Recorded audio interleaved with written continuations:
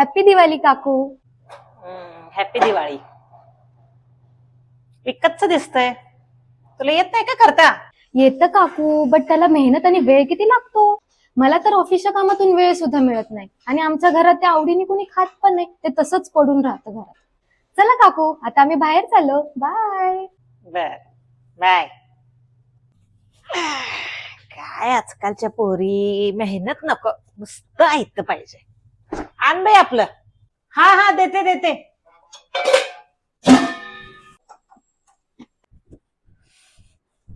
घ्या, कसं झालं सांगा.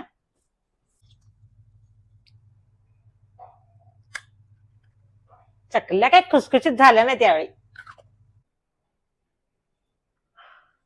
किती काय केलं तर कौतुक काय नाही. 10 दिवस झालं फराळ करते, भाजणीपासून डेकोरेशन पर्यंत तर स्वतःला बघायचं राहून गेलं. एवढी मेहनत करून 4 कौतुकाचे शब्द नाही, ऐकायला काय टोमणे.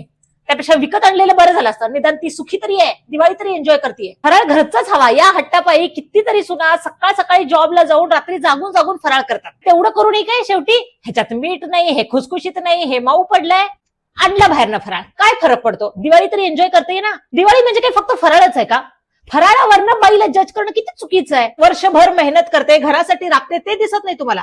दिवाळीचा फराळ घरात केला नाही खात लोक आजकाल. तेलकट गोड सगळा पदार्थ घरातच केला पाहिजे, सुनेनेच केला पाहिजे. आणि या सगळ्यामध्ये तिची दिवाळी. फराळ कुठून आणला, तिनं केला की नाही, यापेक्षा ती खुश आहे हे इम्पॉर्टंट नाही. अगं कुठं हरवलीस? पाणी दे जरा. हा हा हा देते.